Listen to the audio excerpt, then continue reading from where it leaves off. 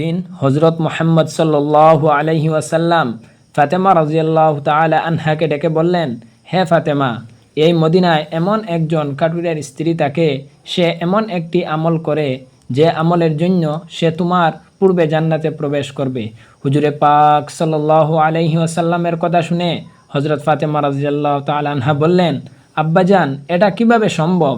আমি জান্নাতের সকল মহিলাদের সর্দারিনী, কিভাবে কোনো মহিলা আমার পূর্বে জান্নাতে প্রবেশ করবে?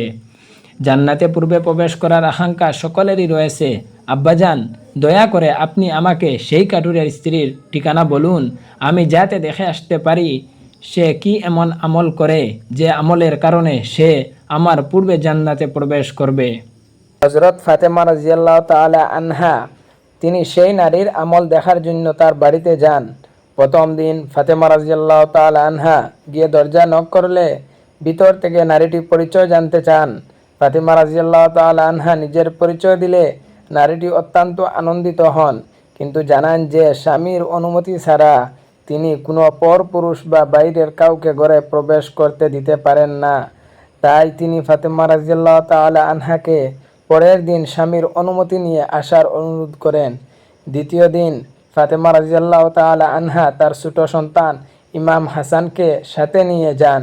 এবারও নারীটি দুঃখ প্রকাশ করে বলেন, আমি কেবল আপনার জন্য স্বামীর অনুমতি নিয়েছিলাম, আপনার সন্তানের জন্য নেইনি, তাই আজও আপনাকে ভিতরে নিতে পারছি না। তৃতীয় দিন ফাতেমা রাদিয়াল্লাহু তাআলা আনহা হাসান ও হুসাইন রাদিয়াল্লাহু তাআলা দুজনকে সাথে নিয়ে যান এবং এবারও একই কারণে অনুমতি না থাকায় ফিরে আসতে হয়।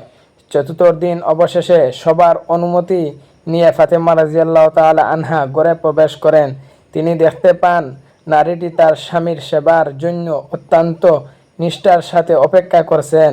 স্বামী কাঠ কেটে ক্লান্ত হয়ে ফিরলে তাকে পাখা দিয়ে বাতাস করার জন্য একটি হাত পাখা এবং যদি স্বামী কোনো কারণে রেগে যান বা মারতে চান সেই জন্য একটি লাঠি প্রস্তুত রেখেছেন।